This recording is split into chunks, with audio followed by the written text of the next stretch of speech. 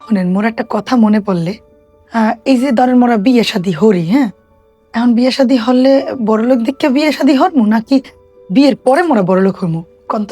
দেখো, দুইখান জিনিস আছে বই। এক নম্বর হচ্ছে, তুমি যদি বড় লোক দেখে বিয়ে করো, সবকিছুই তো কিছু সাইড এফেক্ট আছে, তাই না? বড় লোক বিয়ে করার কিছু সাইড এফেক্ট আছে। তার মধ্যে এক নম্বর হচ্ছে, অধিকাংশ বড় লোকেরই সাইড চিক্স থাকে। মানে তোমার জামাইয়ের আরো 2-3 গার্লফ্রেন্ড আছে, তুমি নিশ্চিত থাকো সে বিয়ের পরেও তারা কন্টিনিউ হবে। হয়তো ওইটা হবে না, অন্য ওই জায়গাতে শূন্যস্থান ফিল আপ হবে অন্য কাউকে দিয়ে। কেন বলতেছি, দেখো রাগ করো না, কিন্তু এখন এটাই রিয়ালিটি, যে ছেলের কাছে টাকা আছে সেই ছেলের জন্য দুনিয়ার সব মেয়ে মরে, তাই না ব্যাপারটা? রাইট।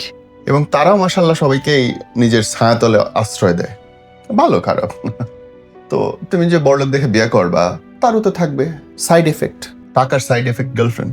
আর তুমি যদি এমন কোনো ছেলেকে বিয়ে করতে পারো যে তোমাকে প্রচন্ড ভালোবাসে এবং পারিবারিকভাবে তার শিক্ষা ভালো, পারিবারিক শিক্ষার কথা বলছি, কিন্তু ইনস্টিটিউশনাল না, তার হয়তো বংশে ডিভোর্স নাই, কিংবা তার হয়তো মা বাবার মধ্যে গুড রিলেশনশিপ, যেহেতু পসিবল, তার সাথে যদি তুমি বড়লোক হইতে থাকো, তাহলে প্রতিটা পয়সার উপরে তোমারও হক আসবে। এবং তোমার জামাই যতই বড়, মানে গরিব থেকে বড়লোক হোক না কেন, সে তোমাকে ছাড়বে না। এবং তোমার ওই পুরো সম্পত্তির প্রতিটা ইঞ্চিতে মনে হবে মাশাল্লাহ এটা আমার এবং আমার স্বামীর দুজনের একসাথে করে করা। ঘরের সোফা বলো আর ব্যাংকের অ্যাকাউন্ট বলো, ওইটা তো রহমত বেশি আমার মনে হয়। সো বিয়ে করার সময় বড় লোক না দেখা ভালোবাসা বা ফ্যামিলি কালচার দেখে করা উচিত, বুঝছো? হ্যাঁ স্যার, বুঝছি মনো।